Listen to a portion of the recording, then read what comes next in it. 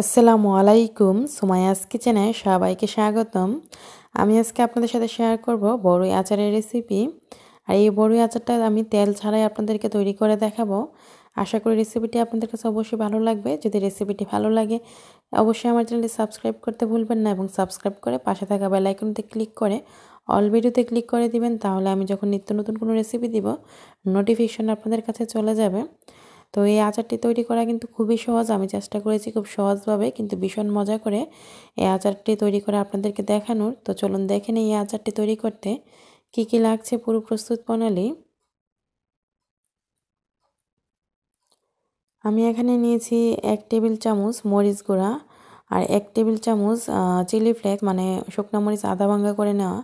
আর এখানে আমি আচারের মশলা নিয়েছি, এখান থেকে আমি 1 টেবিল চামচ মানে এর চেয়ে বেশি নিব কিন্তু গুঁড়া 1 টেবিল চামচ ইউজ করব আচারের মশলা মানে পাঁচফোড়ন গুঁড়া।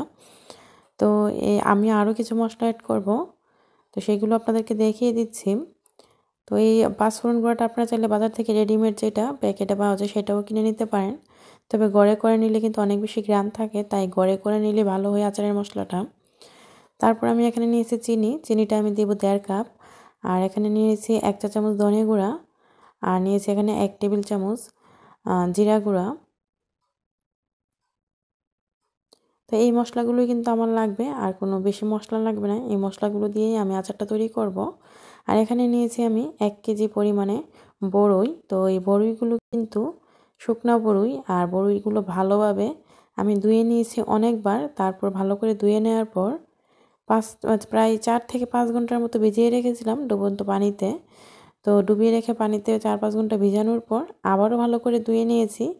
ধুয়ে নেওয়ার পর এখন আমি এখানে ডুবো থাকে এরকম পানি দিয়ে তারপর চুলায় বসিয়ে দিব। তো অবশ্যই বড়ির ক্ষেত্রে কিন্তু বড়িগুলো ভালোভাবে ধুয়ে নিতে হয়, না হলে কিন্তু বড়ির ভিতরে বালি থাকে বাট একদমই খাওয়া যায় না, যেহেতু এটা রোদ্রে শুকানো হয়।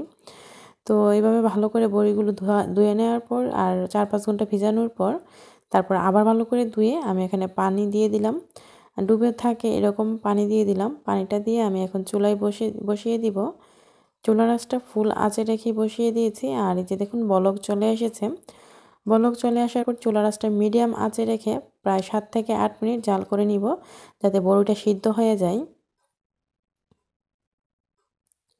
তো 7 থেকে 8 মিনিট পর কিন্তু আমি একটা ছাঁকনিতে ছেঁকে নিয়েছি বড়িগুলো। আর এখানে একটা প্যানে আমি 1.5 কাপ চিনি দিয়ে পানি দিয়ে দিচ্ছি 1 কাপ। তো এখানে চিনি থেকেও পানি উঠবে, তাই পানির পরিমাণটা আমি 1 কাপ দিয়েছি।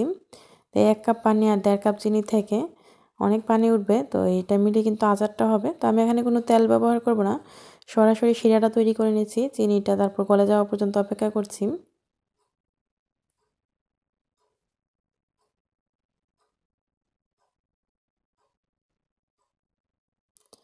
তো এই যে দেখুন বলক চলে এসেছে, চিনিটা কিন্তু গলে গিয়েছে।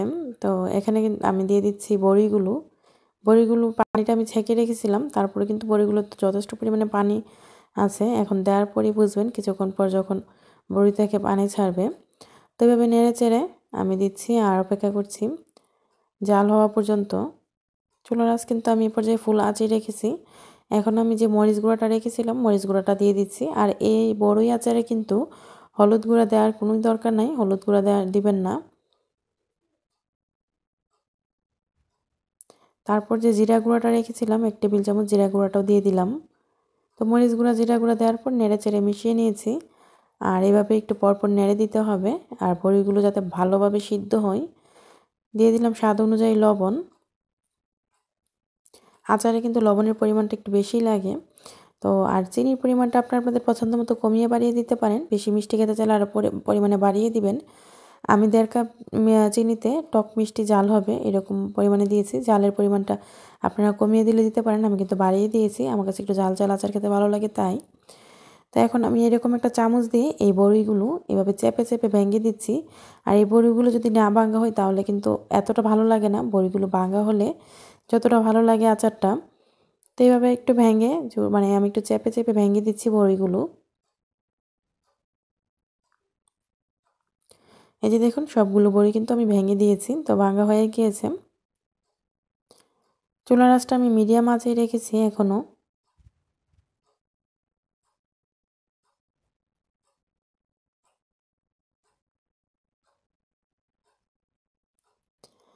এখন আমি আর ভাঙবো না, এখন যে যতটুকু এখানে ভাঙা হয়েছে ততটুকুই চলবে। এই পর্যায়ে আমি দিয়ে দিচ্ছি চিলি ফ্লেক্সটা। তো আপনারা চাইলে এটা বাদ দিতে পারেন, মানে বেশি জাল না খেতে চাইলে।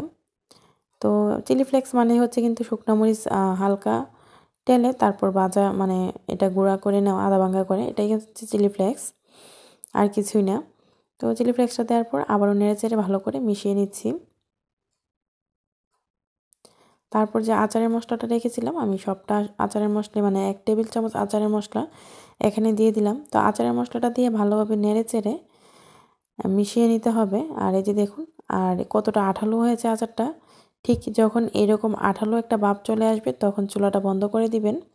আচারটা কিন্তু হয়ে গিয়েছে। আর এই আচারটা কিন্তু বাজারে কেনা যে মামারা বিক্রি করে বড়ই আচার, তাদের আচারের চেয়েও কিন্তু বেশি মজার হয়েছে, আবার স্বাস্থ্যসম্মত হয়েছে।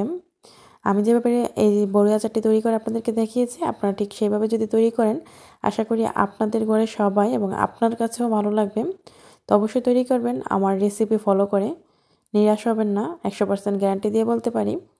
তো এই বড়ি আচারের রেসিপিটি যদি ভালো লাগে আপনাদের পরিবার ও বন্ধুর সাথে কিন্তু রেসিপিটি শেয়ার করবেন, একটা লাইক দিবেন, কোনো প্রশ্ন থাকলে কমেন্ট করবেন, আমি অবশ্যই উত্তর দেওয়ার চেষ্টা করব। ভীষণ মজার এই বড়ি আচারটি যদি আপনারা তৈরি করে থাকেন অবশ্যই কমেন্ট করবেন। আমি চেষ্টা করেছি খুব সহজভাবে তেল ছাড়া কিভাবে আচারটা তৈরি করে দেখানো যায় সেই রেসিপিটি দেখানোর, কারণ তেলের জন্য কিন্তু অনেকেরই অ্যাসিডিটি প্রবলেম হয়, অনেকেই আচার খেতে চান না। তো আশা করি তাদের অনেকটা উপকারে আসবে আমার আজকের রেসিপিটি। তো রেসিপিটি দেখার জন্য আপনাদের সবাইকে অসংখ্য ধন্যবাদ। সবাই ভালো থাকবেন। আল্লাহ হাফেজ।